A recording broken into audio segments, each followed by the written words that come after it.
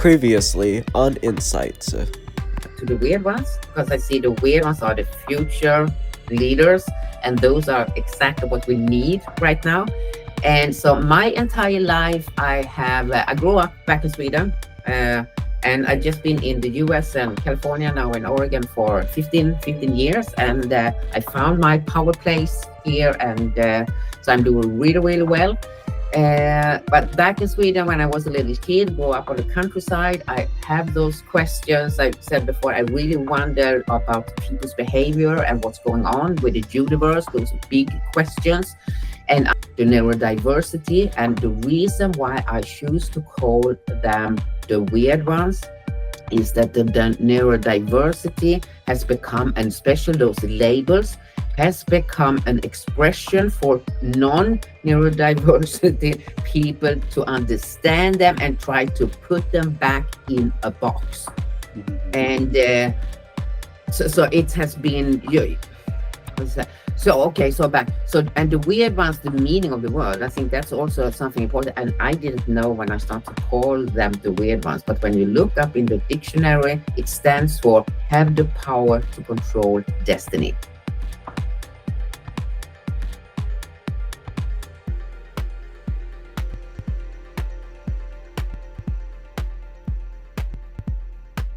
What did you learn from these setbacks? What did they teach you? Let's see. Or I mean,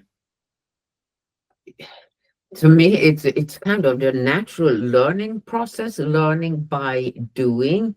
And I think also that I can be annoying to people because I see possibilities in everything.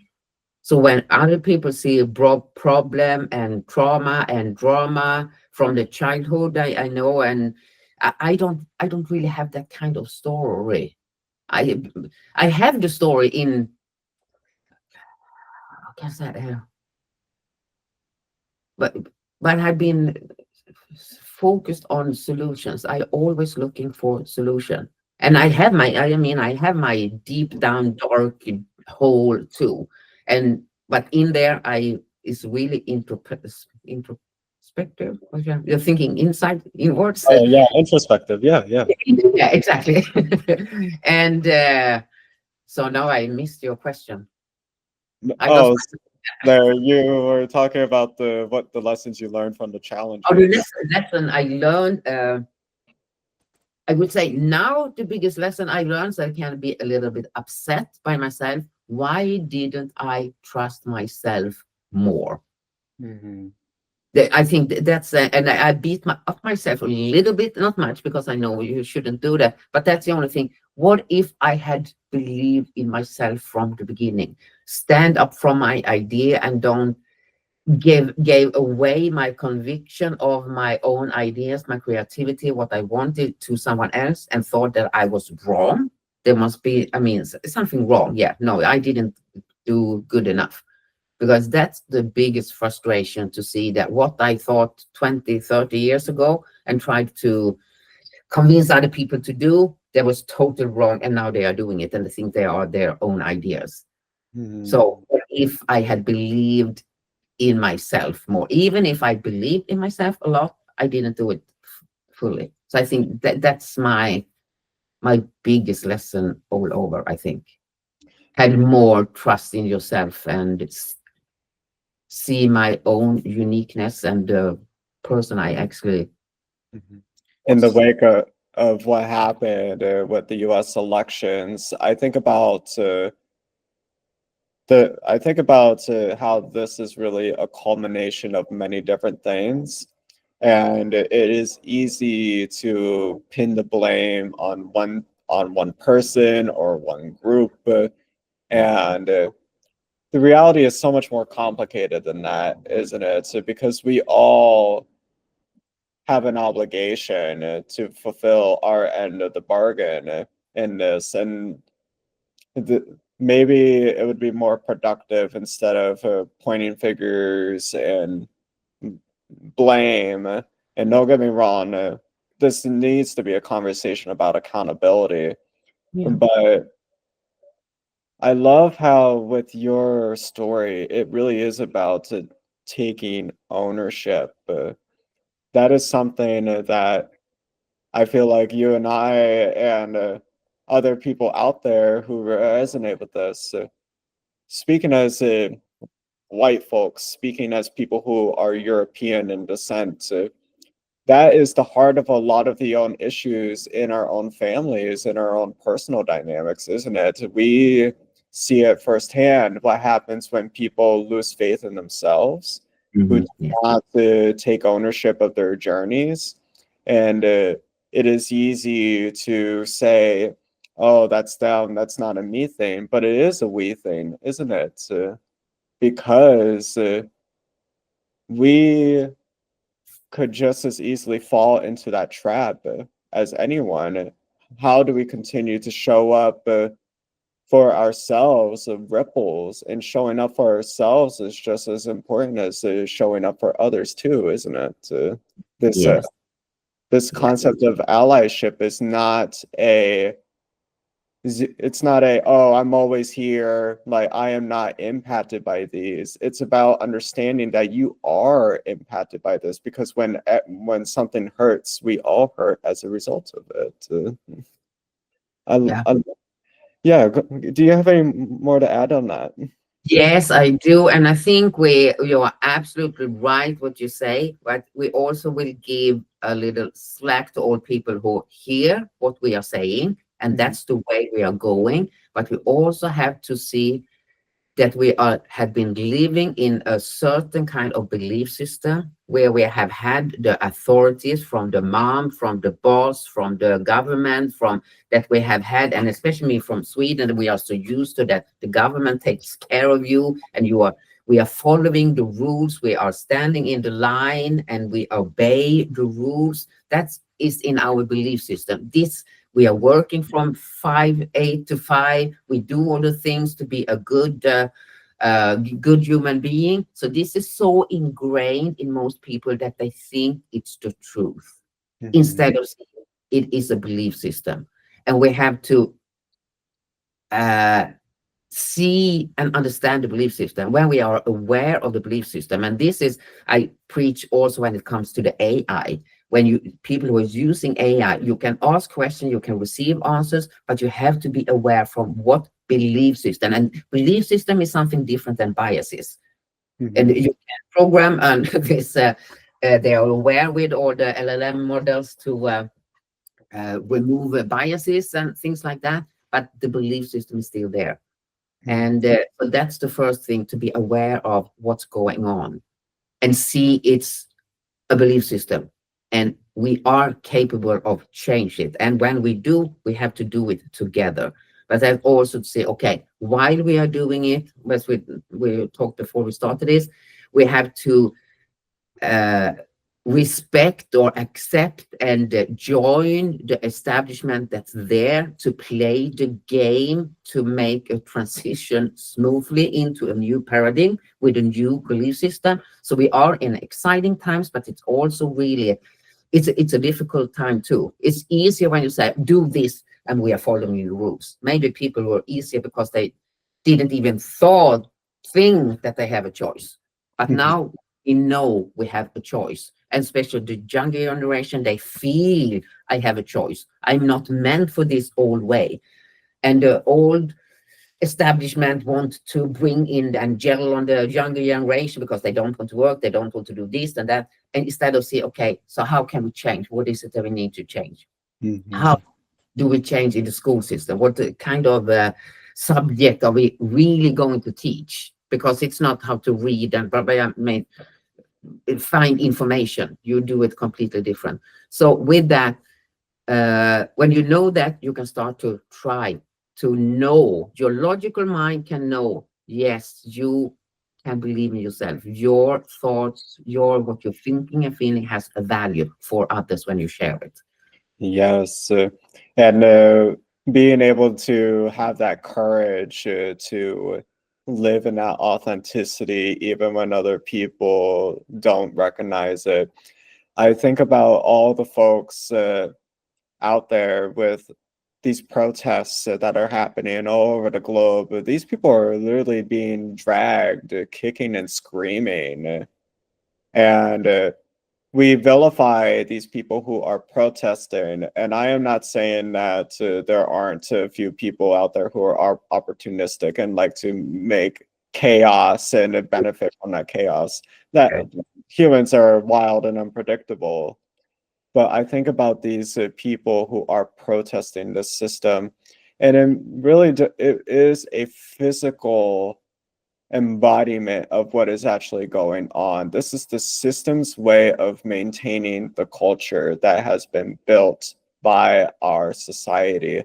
And until we get to the heart and the root of that, if we don't understand why people are protesting, why they are speaking out, why they refuse to just go with business as usual, we are only going to implement more trauma, more harm that we now have to go to more therapy for and about. Exactly. And I mean, the core thing I can say the solution, I have the number one thing solution, and that the entire lifespan the system is based on, is that we need to see the ego part of ourselves differently. Because now we have learned the ego is something ugly. You shouldn't be too much. You shouldn't want to have power, look beautiful, blah, blah, blah. And all those things that you said, that's you are a better human being if you don't have an ego, the ego death. And that's so wrong, because an ego always tries to take place. And if you're not, what you say, if you're not getting heard in your opinions or the way of being, it escalates into negative behavior. That's the only thing. And what you described as a protester, no one is listening, maybe probably listen to them. They want to have feedback on their own ideas. They want to be heard. And when they don't, and some of them is escalate and it gets totally out of hand. So that's the reason. But if every single human being are allowed to be who they are, if they are too much, they want to have power, they want to be leaders and all, and they are embraced for that, you will have peace. So peace is a thing that starts with embracing, expand, and express your ego. Mm-hmm. When your person has peace in yourself, you are beaming peace for others, and you don't have time to go into conflicts because you are thinking of solutions instead. So it's a far way to go. And this is also the belief system. You are an ego death is a thing, then you are a good spiritual human being. That is good, but you have to see that the spirit and the ego needs to join in a dance together. Mm-hmm. Understanding that resistance against fascism and any force that tries to pit humanity against itself is ultimately not just a war on the body, but on the mind and the soul. And neurodiverse folks can attest to this. People from different religious traditions can attest to this. Indigenous folks, our Black and brown brothers and sisters from many different walks who have that cognizance of what is going on in the world can all attest to this. You are all being hurt, not just in your body, but in your mind and in your spirit. And if you want to come into a space of belonging, you have to have that grace for yourself in body, mind, and soul too.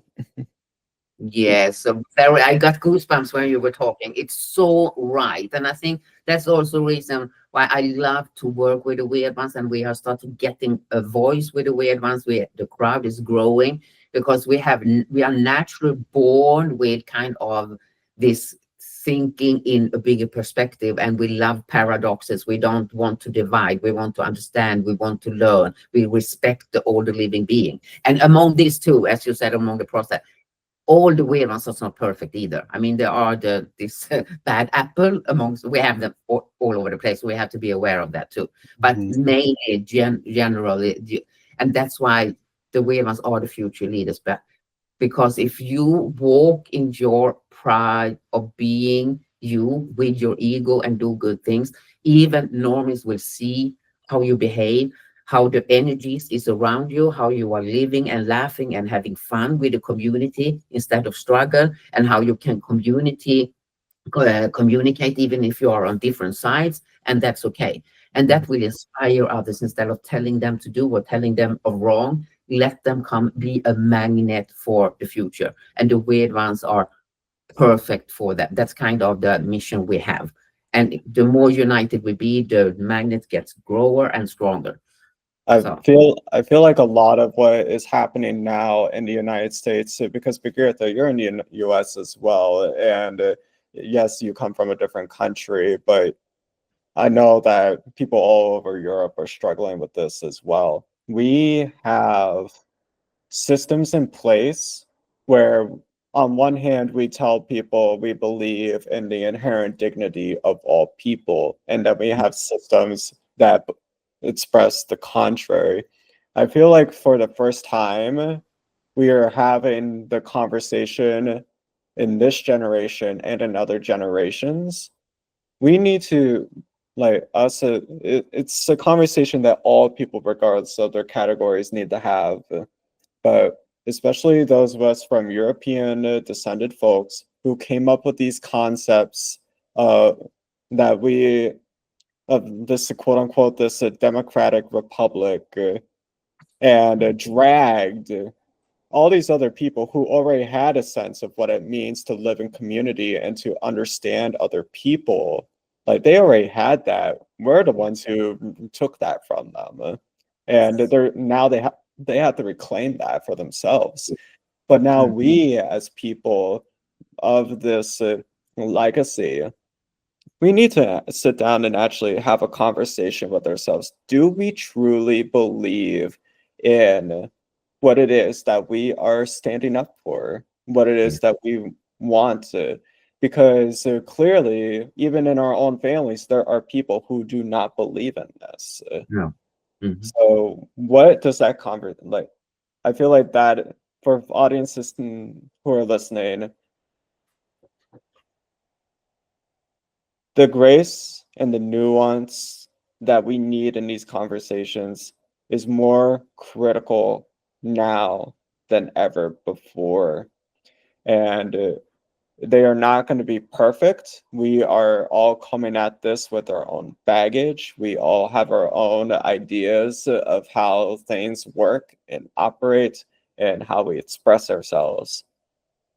We need to have that grace first for ourselves, and we need to allow each other the ability to learn and grow. And we also need to afford the opportunity to say, I am worthy, not because of my category, not because of my label, not because of my title, but because I am human and because I am something worth a part of something more and bigger. And that I did not have to do anything to earn that. I am worthy, period. Yes, that's a good speech. And I think this is about how to go into, and I think we are doing well among the weird ones in our meeting when we have a conversation.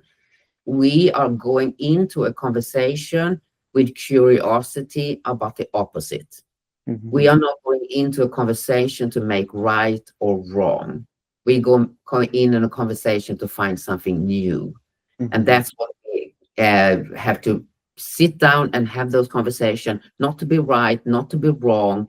That's not the point. But where are we moving from here? What do you have? What do I have? What will happen if we combine those two? Because now we are in a shift that we need to build a new system, like the new belief system. And with the new belief system, the infrastructure of logistic, whatever it is in a society, also needs to change. And it is, and to make this happy, make it happen and be like, to be a joyful process. Back in time, we started war because we wanted to be, one side thought it could be right. But we are there, and we have not the people with us. We are not ready to go to war to be right and wrong. We want to have peace. We want to have joy. We want to express our authenticity, and we cannot do it in the system with the right and wrong. So I think that, but walk into the conversation, even if it's a neighbor or whatever, instead of convince each other of, and I've noticed it here in my little world, you have to be really careful because people are in as an what you call this sea with a what you call it, sticky things. Yes. Oh, I, yeah, it's like a lot of like you see, yeah, negativity sticks, folks, and it yeah, will like exactly. latch on. Yeah. And I think we can invite, and as a weird ones, it's easier for you to invite to that conversation, to stand back in your own, even if you have an opinion of something, but you can be comfortable to not have to express it because you know this is not about being right and wrong. It's about to moving the humanity forward. So Mm, that's why I think we need leaders who has this ability to be objective and look at things with curiosity to find something new. yes, and I keep thinking about how in the United States, for instance, there are so many people coming to this country who are escaping some of the most horrible circumstances that any human being can ever go through. And they know these people are not uneducated. They know what can possibly await them here. They know that there are people that are not going to welcome them. They Mm. know there are people that don't see them as human. But to have the courage to go anyway and knowing that you are doing it for not just yourself, but for others to come, that takes a level of courage that can't even be measured. I am moved by it. And I feel like we people, Americans and white America, we need to sit down and actually say, all these other people believe in our dream. Do we Mm. believe in our dream? Yeah. Do we? And is it actually our dream? But I think that will be another discussion. What actually is the American dream? I think Exactly. to redefine that too. But I think that's another conversation. Mm. Exactly. Ah, there, Birgitta. I am so grateful you have taken the time out of your day to sit with us to share your story. There, if audiences want to learn more about you and and slash or collaborate, what is the best way to do that?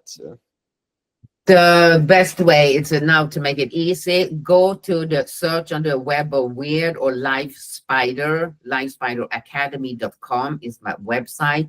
Use the contact if you want to send me an email. You're easiest on social media. I'm on LinkedIn. That's my main social media platform right now.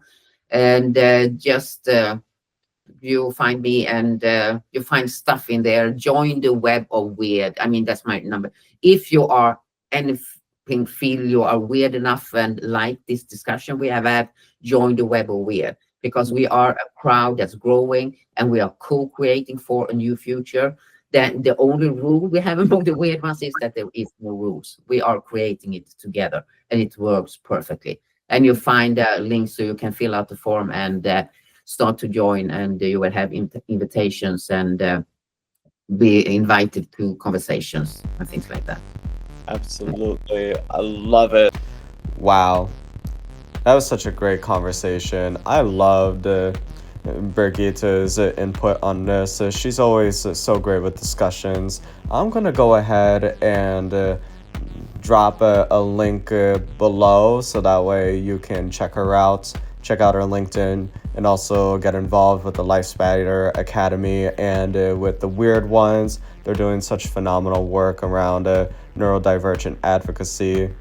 I am so grateful to you audiences for tuning in. It means the world. Be sure to give us a like and let us know what you think down below in the comments. And also don't forget to subscribe here to the YouTube channel. We are newer, so every little bit helps us grow. And also, don't forget to check us out on our other platforms, including Medium and Spotify. You'll find exclusive content that you won't find anywhere else. Don't forget to tune in for the next episode of Insight. There's plenty more coming. And until then, be well.